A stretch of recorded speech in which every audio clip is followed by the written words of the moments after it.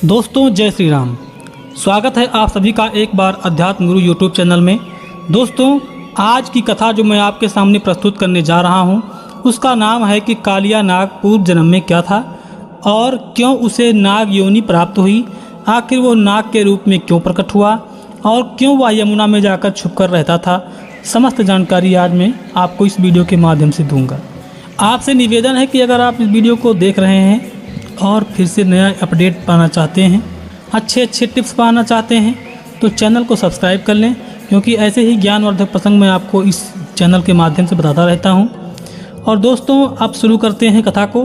कथा शुरू होती है महर्षि गर्ग के द्वारा रचित गर्ग संहिता से, जो भगवान श्री कृष्ण के कुल गुरु थे और उन्हीं के द्वारा उनकी आंखों देखी किताब में जो लिखा हुआ है वही मैं आज आपके सामने प्रस्तुत कर रहा हूँ। पूर्व काल की बात है। स्वयंभू मनवंतर में वेदशिरा नाम के मुनि थे, जिनकी उत्पत्ति भृगुवंश में हुई थी। विंध्य पर्वत पर तपस्या करते थे। उन्हीं के आश्रम में तपस्या करने के लिए अश्वशिरा मुनि आए। उन्हें देखकर वेदशिरा मुनि के नेत्र क्रोध से लाल हो गए और वे रोषपूर्वक बोले, हे ब्राह्मण, मेरे आश्रम में तुम तपस्या ना करो, क्योंकि वह सुखद नहीं होगा। तपोधन, क्या और कहीं तुम्हारे तप के योग्य भूमि नहीं है? वेदशिरा की यह बात सुनकर अश्वशिरा मुनि के नेत्र भी क्रोध से लाल हो गए। वह उन मुनि पुंगवत से बोले, हे मुनि श्रेष्ठ, यह भूमि तो महाविष्णु की है, न तुम्हारी है न मेरी है। या कितने मुनियों ने उत्तम तप का अनुष्ठान किया है।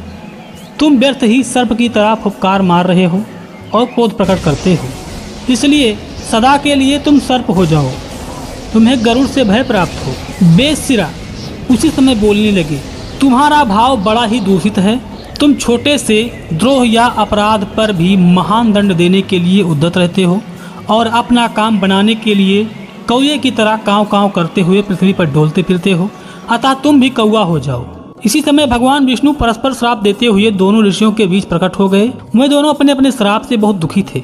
भगवान ने अपनी वाणी द्वारा उन दोनों को सांत्वना देते हुए कहा, हे मुनिद्य, जैसे शरीर में दोनों भुजाएं समान हैं, उसी प्रकार तुम दोनों समान रूप से मेरे भक्त हो। हे मुनीश्वरों, मैं अपनी बात तो झूठी नहीं कर सकता हूँ, परंतु भक्त की बात को मिथ्या भी नहीं करना चाहता। यह मेरी प्रतिज्ञा है। हे वेदशिरा, तुम सर्प की अवस्था में तुम्हारे मस्तक पर जब मेरे दोनों चरण अंकित होंगे, उस समय तुम्हें गरुड़ से भय प्राप्त जो हो रहा है वो खत्म हो जाएगा। अश्वशिरा, अब तुम मेरी बात सुनो, सोच ना करो अश्वशिरा। काक का रूप में रहने पर भी तुम्हें निश्चय ही उत्तम ज्ञान प्राप्त होगा। योग सिद्धियों से युक्त उच्च कोटि का त्रिकालदर्शी ज्ञान सुलभ होगा। ऐसा कहकर भगवान विष्णु वहां से चले गए। तब अश्वशिरा मुनि साक्षात योगींद्र काकभुजंडी हो गए और नील पर्वत पर रहने लगे। वे संपूर्ण शास्त्रों के अर्थ को प्रकाशित करने वाले थे, महातेजस्वी थे। वो राम भक्त बोले गए और भगवान श्री राम के भक्त हो गए। उन्होंने ही महात्मा गरुड़ को रामायण की कथा सुनाई थी। चाक्षुष मनवंतर के प्रारंभ में प्रचिताओं के पुत्र प्रजापति दक्ष ने महर्षि कश्यप को अपनी परम मनोहर 11 कन्याएं पत्नी के रूप में प्रदान की थी। उन कन्याओं में जो श्रेष्ठ कद्रु थी, वहीं इस समय वासुदेव प्रिया रोहिणी होकर प्रकट हुई हैं, जिनके पुत्र बलदेव जी हैं। उस कद्रु ने करोड़ों महासर्पों को जन्म दिया। वे सभी सर्प अत्यंत उद्भट विषरूपी बल से संपन्न उग्र तथा 500 फनों से युक्त थे। वे महान मणिरत्न धारण किए रहते थे। उनमें से कोई 100 मुखों वाले और एवं दुस्साह विषधर थे। उन्हीं में वेदशिरा कालिया नाम से प्रसिद्ध महानाग हुए। उन सब में प्रथम राजा फणिराज शेष हुए और अनंत एवं परात्पर परमेश्वर हैं। वे आजकल बलदेव जी के नाम से प्रसिद्ध हैं। वे ही राम, अनंत और अच्युताग्र आदि नाम धारण करते हैं। एक दिन की बात है, प्रकृति से परे साक्षात भगवान श्री हरि प्रसन्नचित्त होकर मेघ के समान गंभीर वाणी से शेष से कहा, इस भूमंडल को अपने ऊपर धारण करने की शक्ति दूसरे किसी में नहीं है, इसलिए इस भूलोक को तुम ही अपने मस्तक पर धारण करो। तुम्हारा पराक्रम अनंत है, इसीलिए तुम्हें अनंत कहा गया है। जन कल्याण हेतु तुम्हें यह कार्य अवश्य करना चाहिए। शेष जी ने कहा, हे प्रभु, पृथ्वी का भार उठाने के लिए आप कोई अवधि निश्चित कर दीजिए। जितने दिन अवधि होगी उतने समय तक ही मैं आपकी इस आज्ञा का पालन करता रहूँगा और सिर पर इस पृथ्वी को धारण करके रखूँगा।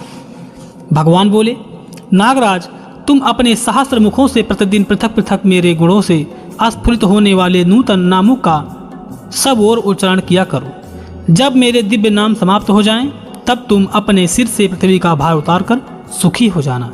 दोस्तों, उस समय शेष नाग जी ने स्वयं माता पृथ्वी को अपने ऊपर धारण कर लिया। और इसके बाद दोस्तों, अब यह कथा आपको यहीं पर मैं समाप्त करता हूँ, क्योंकि ज़्यादा लंबा कथा नहीं बनाऊँगा। इसका दूसरा पार्ट अगर आपको चाहिए तो कमेंट में पार्ट 2 जरूर लिखें, तो मैं आपको ज़रूर बताऊँगा और इसके आगे की कथा भी सुनाऊँगा। दोस्तों, काकभुजंडी जी और शेषनाग जी के पूर्व जन्म की कथा मैंने आपको बता दिया। अगर आपको वीडियो पसंद आया हो तो वीडियो को लाइक करें, चैनल को सब्सक्राइब करें और जाते जाते कमेंट में जय श्री कृष्ण बोलकर जरूर जाना और वीडियो को लाइक करना बिल्कुल मत भूलें। लेते हैं विदा, फिर मिलेंगे नए टॉपिक के साथ। तब तक के लिए जय श्री कृष्ण।